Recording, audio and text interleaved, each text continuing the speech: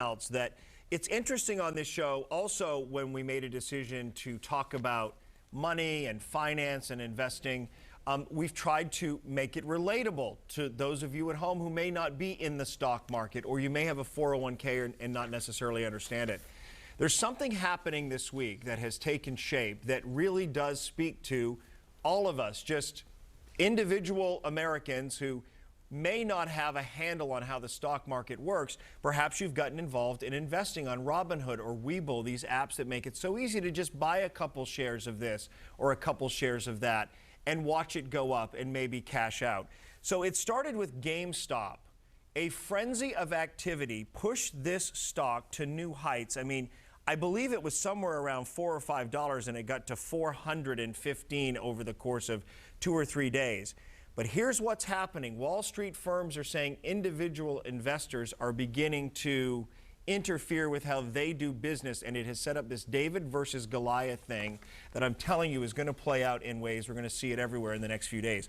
Clark Hodges is joining us now for a conversation on this to shed some light on what this is and how it impacts us. He's joining us from Hodges Capital. Good morning, Clark.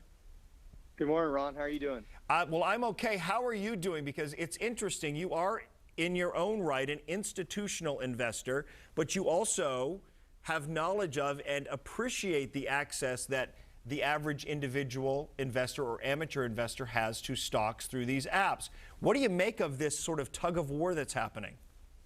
Yeah, we have clients that are both institutional and retail. So we have runs the gamut, and it's really interesting to me because when you short a stock, which is really how this got started, because this army of Reddit investors, if you will, got together and they decided to put it to the shorts and put it out there and try to buy GameStop. Mm-hmm. Well, the shorts have been doing the same thing to the small investor for years. And so they're getting a taste of their own medicine. They've shut the small investor out and taken control of some of these companies with beaten down stocks? No, what they've done is they've taken a company that might be widely owned in 401ks, and they said, hey, we've got information that this company XYZ is going to miss their earnings, or this product's not working, or some sort of floated story out there that goes out, and they publicize, them as the institutional investor, they publicize that they're shorting the stock. Mm. And so that's sent out there on the airways, and everybody starts to say, well, if this smart, rich guy's shorting the stock, well, I better listen. He's probably right. They probably are not selling this product as well. And so it goes down. There's no investigation. They can say anything they want. They can make up stories.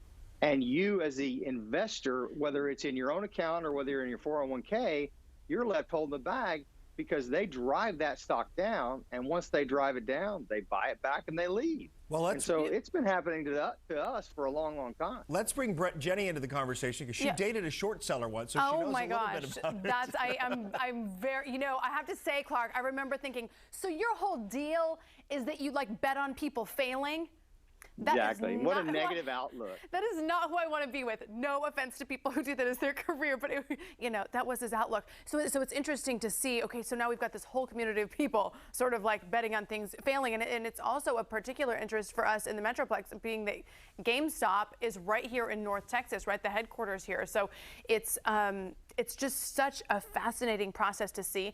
I'm very curious to know if there are any potential dangers for these really, smaller individual investors. We're talking about, ladies and gentlemen, who don't have just this huge stockpile of cash in terms of getting in on this.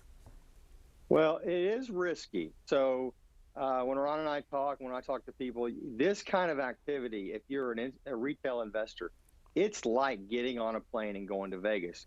You have to understand the risk. Mm-hmm. But at the same time, I'm of the opinion that if you take out a loan, you're responsible for that loan. If you make an investment, you're responsible for what happens. Mm-hmm. And so I think that's one of the key things here is it is definitely much more risky. But these day traders are really not investors. They're Las Vegas gamblers. Well, they might, and that's the bottom line. Clark, they might not be investors, but they also shouldn't be denied equal access No, you're right. to American companies. So I don't mean to bury the lead here, because that was quite a setup to the biggest news of the morning. Right. And that is Robinhood, which launched in 2016 with a tweet that said, "Let the people trade," has now shut down an opportunity for these traders to get in and buy more of GameStop, BlackBerry, Express, Bed Bath & Beyond, Nokia. Even Mark Cuban, I want to put this up here. We've got a tweet from Mark Cuban. He said, "I got to say, I love what is going on with Wall Street Bets." That was the Reddit forum that began all of this. All of these years of high-frequency traders, front-running retail traders, now speed and destiny of information in retail trading is giving the little guy an edge. Even my 11-year-old traded with them and made money. So Robinhood. But the 11-year-old has a little bit of a cushion. That To my 11-year-old earlier does. point. That 11-year-old does. That 11-year-old does. So when you look at this, Clark, if Jenny is a broker, right, and I'm a short seller, I buy a stock from her for $10. I sell it to someone for $10. I hope it goes down. So when I have to pay her back, I give her the value of, say, $7. I've made $3. So again, betting on it failing. So now comes this opposing force, an army of individual investors who, as of this morning, have money in, can't put more in. They feel like they're being shut out and it's un-American. Or they can't get out, is more importantly. So that's unfair. And for these servers to shut them down, you know, what is that? That's exactly what happened before the election with stories that were shut down on social media or accounts that were locked down. They're just doing that because they can, but it's not right at all, I don't think. They should be able to go in and have access to buy and sell everything they wish without, you know, the government basically saying, "Hey, you can't do this. We're going to protect you." I don't want you to protect me. I want to do it myself. Yeah. People are furious over it this morning, Clark. They are. Just, and I think it's anxiety provoking again, because a lot of these people, this is not their full-time profession. So it's something to talk about. Thank you so much for the insight. I wish we could chat longer. It was a really interesting conversation. Well, it really is interesting. Thanks, guys. Y'all take care. Thank you for being so informative as always, Clark. You can go to hodgescapital.com for more. He's also on Twitter and very accessible.